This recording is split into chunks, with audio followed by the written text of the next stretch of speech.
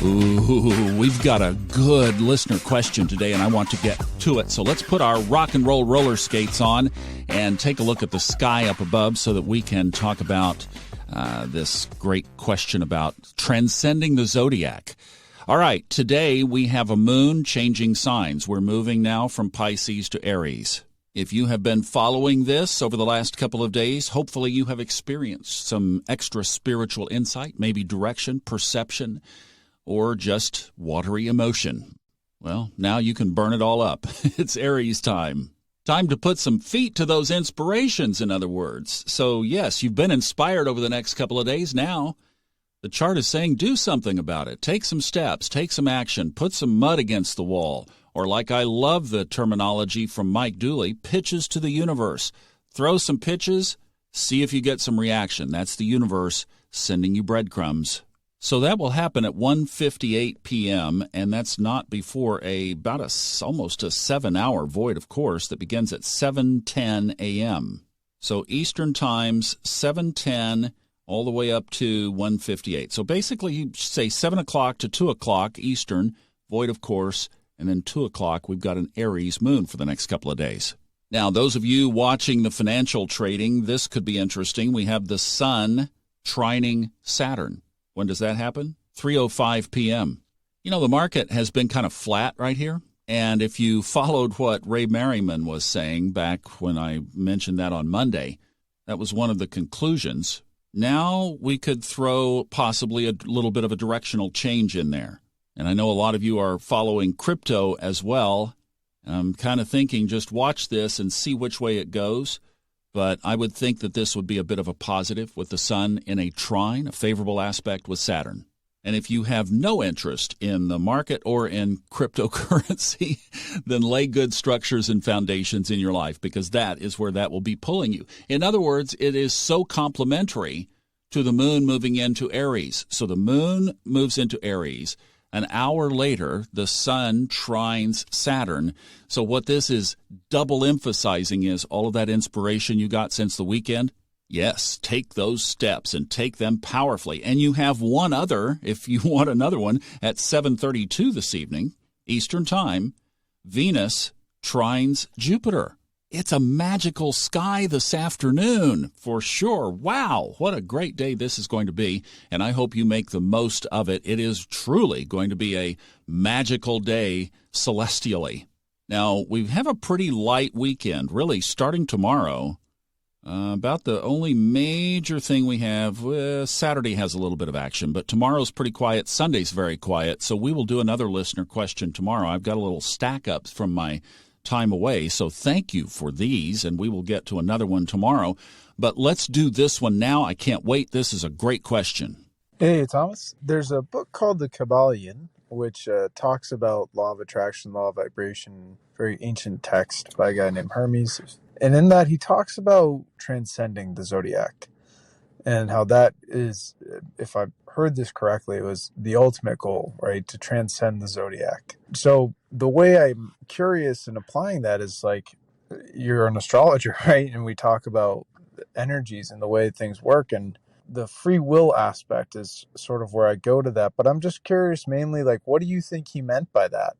Oh, I love that question. Thank you so much. So let's talk about Hermes briefly. Hermes was a 2nd and 3rd century philosopher who, by the way, was accepted in the church initially and then thrown out of the church as a heretic. And if you don't think today's even Protestant denominations still follow that same everything is evil dogma, well, they do. I grew up in the church, and I never heard of Hermes' laws. That is, until I listened to an audio program by Bob Proctor, and he mentioned these, and then, of course, you can trace them back and see where they came from.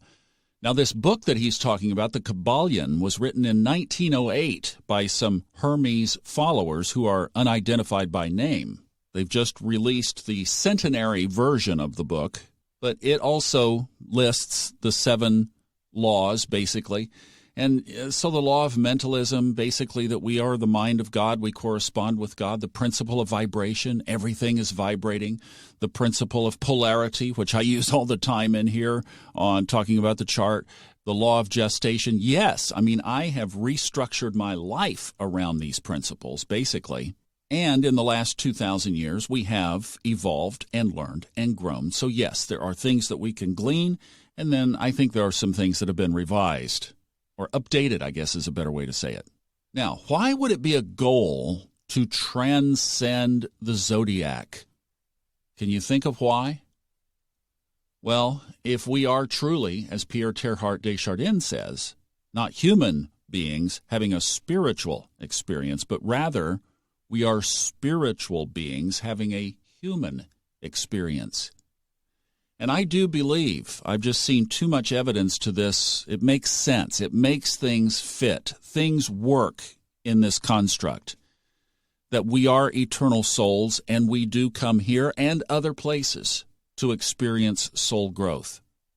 And when we come here, we play by a certain rule book that Earth is basically the Earth school, and that I firmly believe the zodiac, if you will, the astrology chart, the map of the sky on the moment that you were born, gives you your soul's path during your lifetime, if you choose to find it.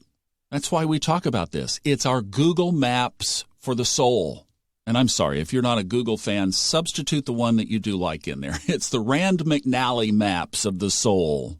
Well, when we get to a point in our soul's evolution where it's time for us to transcend, then I think we can complete our need to incarnate on Earth. We complete all of the elements of the chart that we have both succeeded in and failed in. We work through old karma. We are growing with a soul pod. Oh, I narrated an audiobook for Fred Dodson called Lives of the Soul. Lives, L-I-V-E-S, of the Soul. It explains this in great detail. If you are interested, I would highly recommend picking that up and listening to it. It's a quick book. It's only about 4 hours.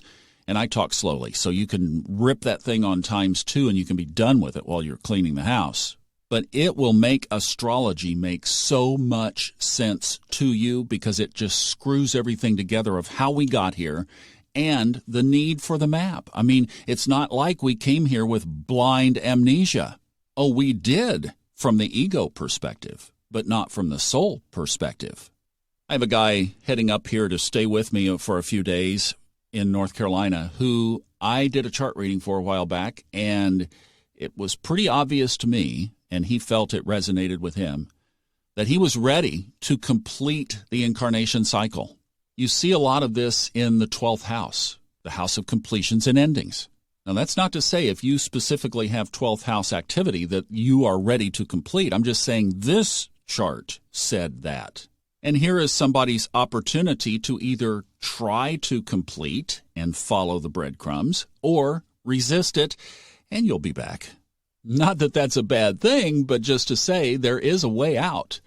And when we do that, Lives of the Soul talks about what's next. We complete here, and then we can go on to other soul work in other places. So it's a fascinating study.